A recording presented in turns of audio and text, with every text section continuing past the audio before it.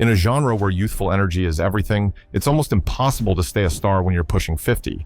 Time can be very mean. We broke up because of drugs. I took it all away, and we didn't even see it. Until somebody said, hey man, you don't even have a band anymore. And when rock stars get older, they don't exactly get younger.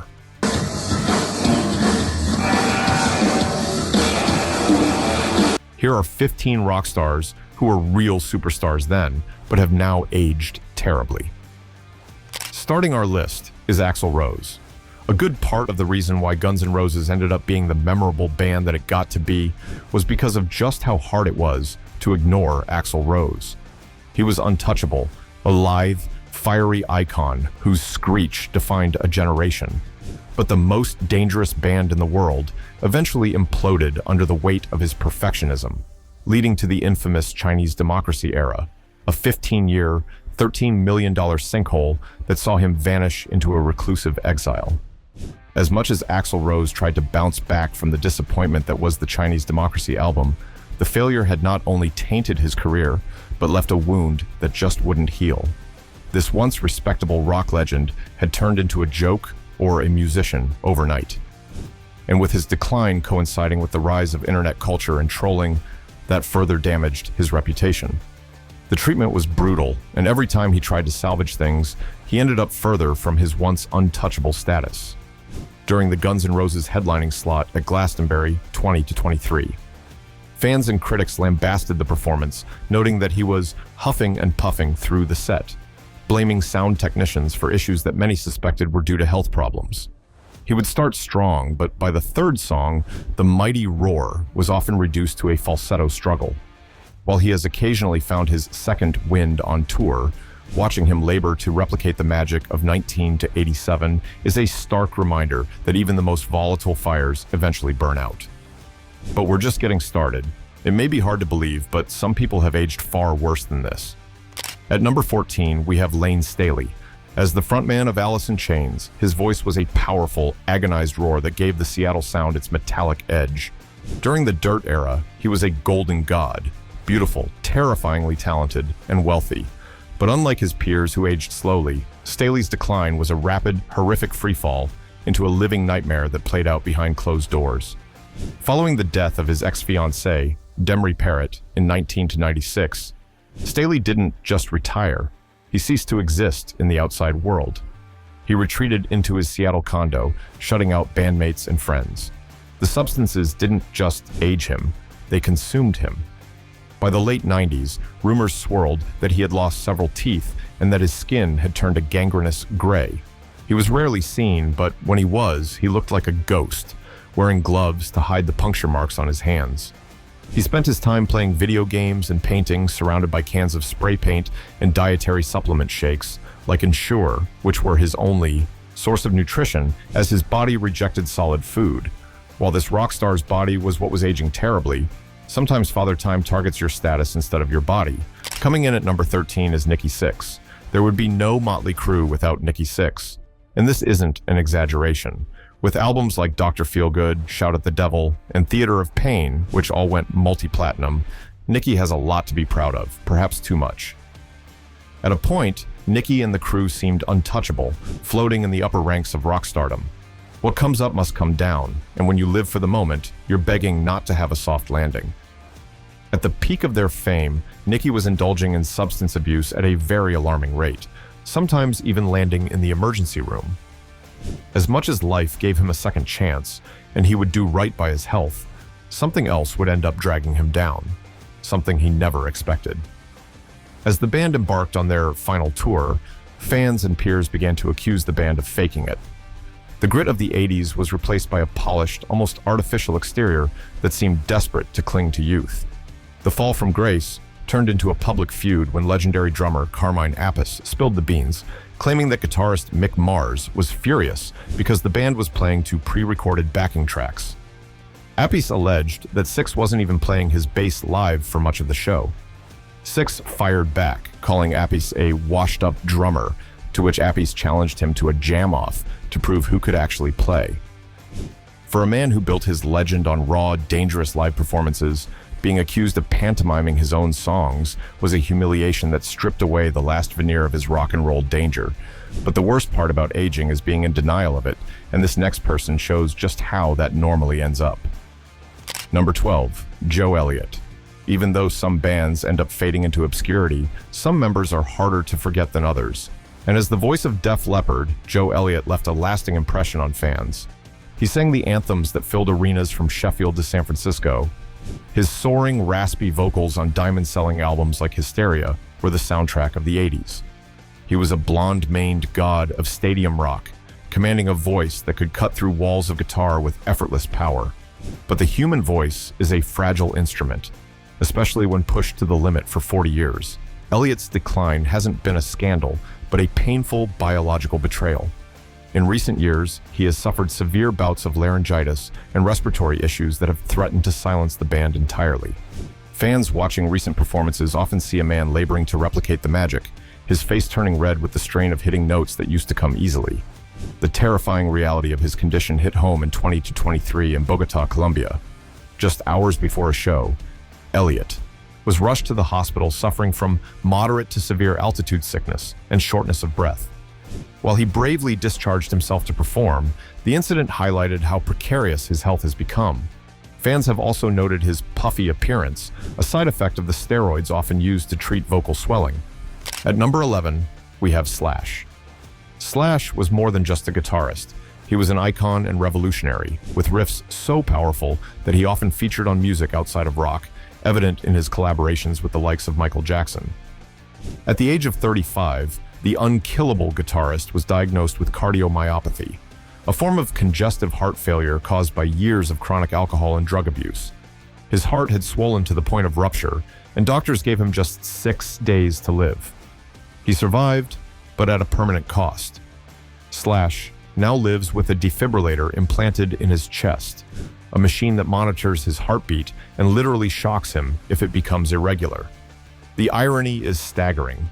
The man who appears the healthiest of the original lineup, still sporting the curls and leather, is actually walking around with a machine keeping him alive. Every time he steps on stage to play Sweet Child O' Mine, he is defying a medical death sentence, a bionic rock god whose internal organs are permanently scarred by the lifestyle that made him a legend. The 10th spot is reserved for Keith Richards. Rolling Stone's Keith Richards once had the world of rock at his feet. I mean, how could he not, with the riffs he produced? But if you look past the myth, the physical toll is shocking. Keith didn't just age, he weathered like an old cliff face. The most devastating blow has been to his hands, the very tools of his trade. In recent years, severe arthritis has twisted his fingers into gnarled, bulbous knots, visible in every close-up photo. He has openly admitted that the arthritis has forced him to relearn his instrument. He can no longer play some of his classic licks the same way, describing it as finding a new door when his fingers refuse to go where they used to.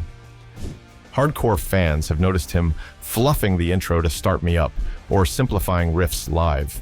The man who once slashed out the grittiest chords in history now has to navigate the fretboard with deformed joints. While he laughs it off with his trademark cackle, seeing the invincible Keith struggle to form a chord is a brutal reminder that time breaks everyone eventually. At number 9, we have Mike Shinoda. Mike Shinoda was the mastermind behind Linkin Park, the architectural genius who blended hip-hop and metal to define the nu metal era. With his spiky red hair, oversized clothes, and energetic rapping, he was the face of 2000's angst. Hybrid Theory became the best-selling debut of the 21st century, and Shinoda was on top of the world as a young, innovative hitmaker. Mike's aging wasn't a physical collapse, but a traumatic hollowing out.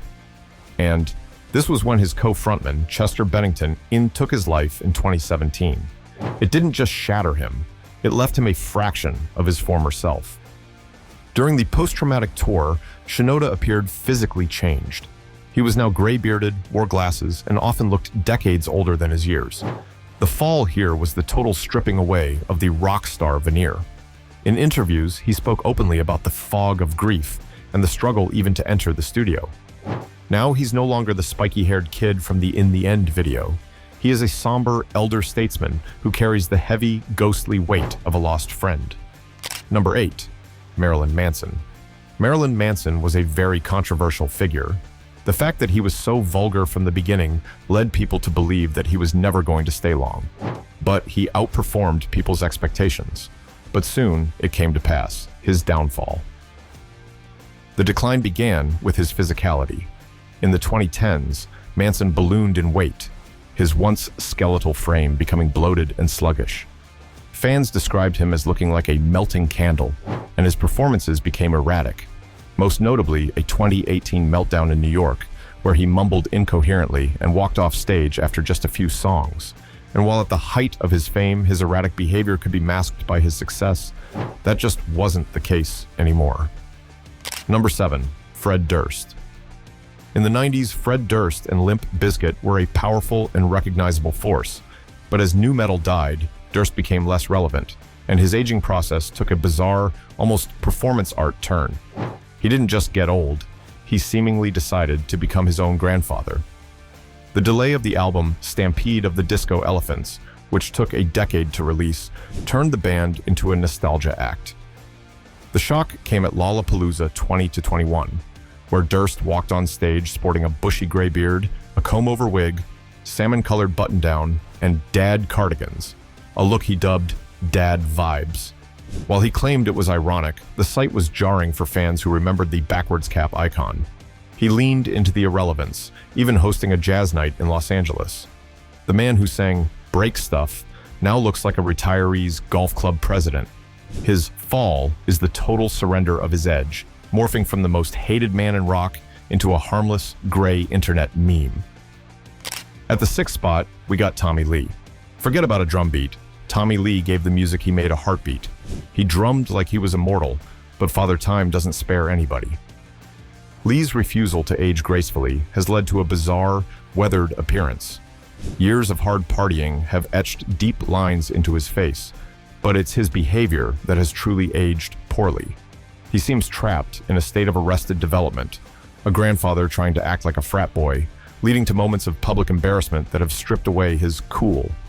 The low point was a physical altercation with his own son, Brandon Lee, in 2018. After Tommy posted drunk tweets criticizing Pamela Anderson, Brandon allegedly punched his father in the face, knocking him out cold in his own bedroom. Tommy posted a photo of his swollen, bloody lip on Instagram, captioning it with a pity-seeking rant. It was a pathetic scene, the legendary rock star flattened by his own offspring. Add to this his recent desperation for attention, like posting full frontal nudity on Instagram with an oops caption at age 60. And you have a man who has lost his dignity, aging into a caricature of the debauchery he once commanded. Now we're in the last 5, so you know the results of aging are only going to get worse from here on. So brace yourself if you want to know just how tragically bad things can get. Number 5, John Lydon. They really don't make them like John Lydon anymore. A skinny, pale, and maniacal hippie rock star, he was like a work of fiction come alive. The fall was total and steeped in irony. The anti-capitalist anarchist eventually ballooned in weight, looking more like a country squire than a punk. But the ultimate betrayal for his fans was his commercial sellout. The man who wanted to destroy the system began starring in TV commercials for Country Life Butter, dressed in tweed and frolicking in fields. The political shift was the final nail.